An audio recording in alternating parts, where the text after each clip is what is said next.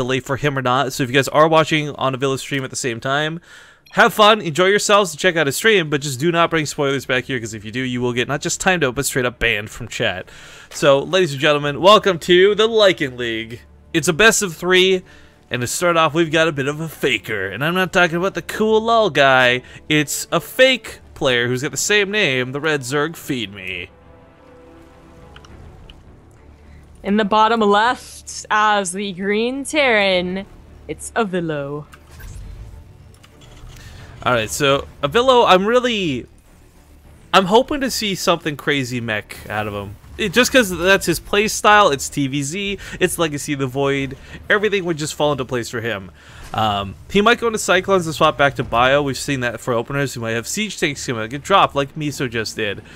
I'm really excited to see what he has to bring to the table, because truth be told, I haven't actually seen much of Avilo in Legacy of the Void just yet. Been watching a lot of other streamers, but you know, my heart goes to folks like MMA and Hawk and others. Sure. MMA's actually doing really well streaming. Yeah. Right now. Okay, so MMA's English is not so good, right? And I'll try to keep the story short because we have like the game ramping up quick. But I was like, hey, you should go over to Crank's stream, flex your big muscles, and say, hey, come watch real streamer, and then just start streaming and steal all the viewers. And he didn't know what he said, I guess, so he got Crank to translate it, and basically Crank responded on MMA's account saying, fuck you. I hope we get to see MMA again, actually. Because now like, we get to that point where we know we're going to go to an event where it's like, who's going to be there? It's going to be so fun, it's going to be so cool. Of course, MMA is not going to be there because he's in Korea. Stupid WCS rules. Ripping pepperonis. Yeah, I know he had actually wanted to play through Europe again. I think it's just because his team's Acer, right? And he wanted to go back to Europe. Yeah. But, I mean, MMA kicked ass at GSL, so it's kind of okay that he's staying in Korea, I guess. Maybe we'll see him at the end of the year again? Question mark? Maybe. That's a whole year. Well, not a whole year now, but it's so far away. Alright, well, we do have one base open here for Avilo. This isn't super crazy. I mean, it is going towards Cyclone. Makes a lot of sense. I'm not sure to what degree he plans to use it, though, because versus Zerg, the Cyclone it's got a really nice play. Oh, I take it back. Siege Tank drops. Okay. I was going to say, the Cyclone, we've seen do some really cool abusive stuff, but Lings are pretty good at shutting it down. Mutants are pretty good at shutting it down. But Siege Tank drops. I don't know how... I want to get your thoughts on this, but I really am not super in love with these. Like, what we saw Miso do was cool, but I feel every Terran player we've seen do this on stream when they're streaming or whether it's in a tournament cast, it becomes too much of a focus point. It almost seems like a move that would be so sick for Archon mode, but kind of bad for regular play. Well, right now that's gonna be the case, but I'm okay with that. That just means that, you know, the skill is there, the skill cap is there, whatever you want to say. Yeah, true. And enough. that's hopefully in the next couple of months we'll actually see people, you know, actually not only do these micro siege tank drops, but also have very solid macro behind it. Well, I guess it's pretty good for the ramp too. You're worried about those early Roach pushes. Lots of Roach burrow tactics have been kind of abused through all races of Legacy of the Void so far. But there is that Roach word on the way, and Ravagers, as we just witnessed, can be very powerful when unexpected.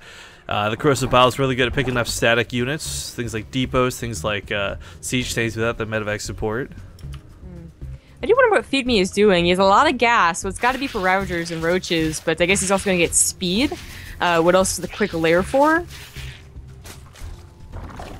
That's my thoughts. I can't think. I mean, maybe just in case for mutos, but if that's the situation, you start the Spire sooner rather than later. He's going for drops.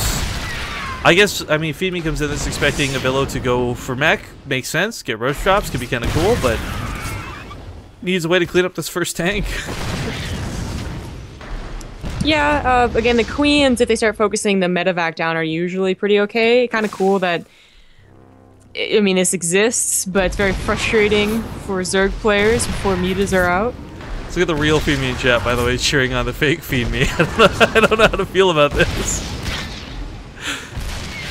What builds do you think you guys should go Kappa? Okay, so the Queen unfortunately doesn't stop this. Roaches might get a little bit of damage done, and he's actually going to go for a Nidus Worm around this. Not the worst idea in the world, but if he loses all these units before he gets to use it, then what good is it? I kind of wish he'd cancel Ventral Sacks. There doesn't seem to be an upside to having that and the Nidus Worm. But for those who don't know, the Night Swarm was changed pretty significantly in Heart of the Swarm, from Heart of the Swarm to Legacy of the Void, where you actually can't target it at all until it's finished burrowing, or unburrowing rather. So you can always get that Night Swarm down guaranteed. The question is how much you get out of it though before it's very quickly cleaned up, before it's fully surrounded and seen and squashed. Avilo's doing some good damage with this though, by the way. I mean, God. Cream corpse. I know, she just kind of... Oh my god. Okay. Anyways, so yeah, I mean, this looks really OP, and I'm guessing that Avilo's having a grand old time, knowing that he's pretty good until that Night Swarm pops up. Then he might be a little more worried. But honestly, if it wasn't for the fact that he was only on 2 queens, in fact, he was just one of the tanks not paying attention. Yeah, this is where I started saying like you got to focus way too much on this. Losing one of the tanks actually. It doesn't just half the damage, it significantly reduces it because the tank has such a slow attack speed, but Avilo doesn't see this Night Swarm. Are you kidding me right now? Looks like Feed Me's resolving to just take the losses, lose a couple more drones, and that Night Swarm is going on burrow in his main, and does Avilo see this? He's got 2 tanks up. This shouldn't be impossible to defend. He's causing a lot of damage on the other side of the field while this happens, but surprise, surprise, here come the roaches. They're just roaches, and they're really not a lot, though. Oh my god, this tank has 32 kills, by the way. Yeah, the tanks are here, even getting a couple marauders to get the medifacts to heal if you have the gas. I mean, I guess you could probably maneuver that tank around, yeah, in siege mode and dodge some of the roaches. SCVs were pulled rather than killed, so it's not going so bad for Avilo, and he does have a natural base down. He's got 3 orbital command centers, so making up any sort of losses through economy is not going to be out of the question. I love this depot wall off he did. The turret was already there, and that's cool and all, but that depot wall off keeping the roaches from getting on top of the tank, oh, that was such a cool move, and I think he just locked down this game. He did. He definitely did. Feed Me only had 17 drones, has kind of useless tech now on the way, only 6 more roaches as well. The Night Swarm is going to go down. He actually has enough money to replace it, but just a good game. I was watching the Siege saying, kill the natural base, Don't get to see that a lot when it comes to StarCraft 2. But yeah, game 1 will go to Avilo. Alright.